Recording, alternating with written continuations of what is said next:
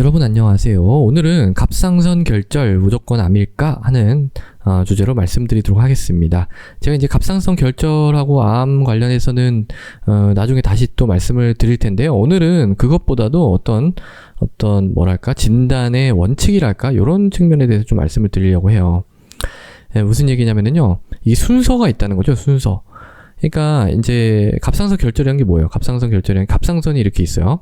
그러면 여기 어딘가에 뭐가 이렇게 있다는 거예요. 뭐가 초음파를 봤을 때 뭐가 이렇게 보이겠죠. 그러면은 가장 먼저 생각하는 게 뭐예요? 다들 이게 뭘까? 이게 뭐지? 이렇게 되는 거예요. 그럼 이게 뭔지 알려면 어떻게 해야 돼요? 이걸 찔러가지고 이 세침 흡인이라고 해요. 세침으로 이게 찔러가지고 조직을 봐야지 뭔지 알잖아요. 예. 그러니까 이게 거의 한 90% 이상에서는 이게 다 맞아요. 95% 이상이에요. 그러니까 거의 다 대부분 맞습니다. 왜냐면 뭔가 있으면은 그게 이제 뭔지를 우리가 알아야 되니까 찔러서 검사를 하는 게 일반적으로는 맞습니다. 그렇지만은 갑상선에서는 그렇지 않습니다. 물론 뭐 다른 것도 그렇지 않은 경우가 있는데 특히 이제 갑상선에서는 조심을 해야 될 게 있어요. 왜냐면은 이게 그러니까 결절이 있다고 해서 이걸 무조건 찔러가지고 뭘 보는 게 아니고요. 뭘 봐야 되냐면 피검사를 봐야 돼요. 피검사. 예, 피검사. 예, TSH하고요. 프리티포 요 기본 검사. 예, 이걸 해가지고 일단 기능을 봐야 되는 겁니다. 갑상선은 기능을 하는 장기거든요. 예, 그래서 제가 이제 사실 왜 이 얘기를 드리냐면요.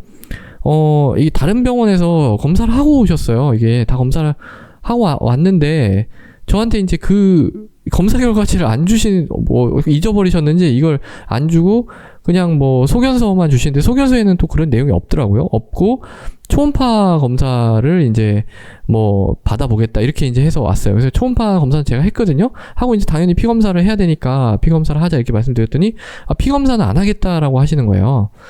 그러면 안 하시면은 그쪽 병원에 가서 가지고 오시라. 왜냐면 피 검사 저희 병원에서 무조건 할 필요는 없으니까. 그러니까 그럴 필요가 있느냐. 거기 가려고 하면 시간 걸리고 그러는데, 그냥 이 초음파에서 뭐가 보인다는데, 그냥 그렇게 하면 되지 않느냐. 이렇게 이제 말씀해서 약간 좀 당황했던 그런 기억이 있는데요. 이게 왜 그러냐면 별로 없기는 한데, 독성 결절일 수가 있어서 그렇거든요.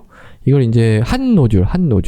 그러니까 무슨 말이냐면 얘가 암이나 이런 게 아니라 그냥 갑상선 기능을 엄청 활발하게 하는 그런 곳이 모여있는 그런 곳일 수가 있다는 거예요. 그러면 이제 어떤 소견이 나타나냐면 TSH가 떨어지고 프리티포가 증가하는 전형적인 어떤 그 갑상선 기능 중독증에 대해서 말씀드렸었죠. 그래서 그 증상이 이제 나타나는 거예요.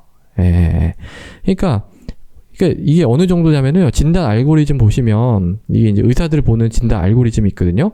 보시면, 이 증상이 있고, 이 결절이 있으면은, 그냥 이거 조직검사 하지 말라고 돼 있어요. 할 필요 없다. 왜냐면은 거의 대부분이 독성 결절이기 때문에, 이렇게 되면 뭐 치료해야 되는 거예요?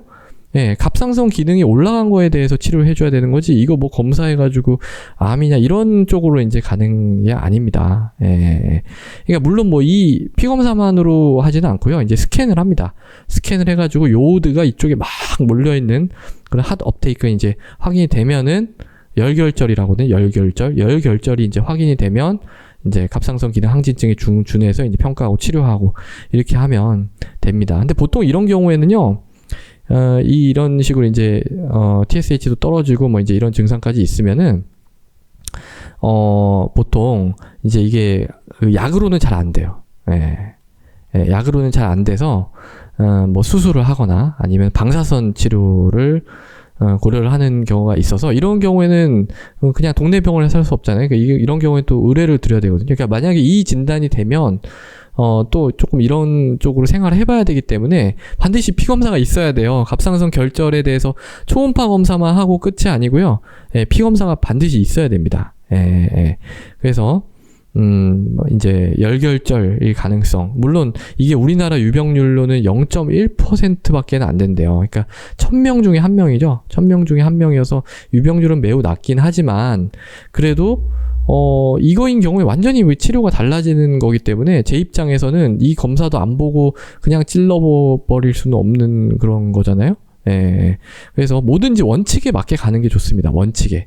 그러니까 이게 이제 진단의 그 오랜 시간 동안 사람들이 이렇게 하는 게 가장 실수를 덜 하는 방법이다라고 해서 만들어 놓은 게 있거든요. 그래서 그거를 따라가야지, 하나를 생략하고, 그러면은 이제 나중에 가서 반드시 문제가 생기거든요. 예, 그래서 어떤 진단이든 치료든 어떤 원칙에 따라서, 예, 그렇게 이제 진행을 해 나가는 것이 좋겠습니다. 자, 그래서 오늘은 갑상선 결절 무조건 암일까 하는 주제에 대해서 열결절 증리를 통해서 이제 말씀을 드렸습니다. 오늘도 경청해 주셔서 감사합니다.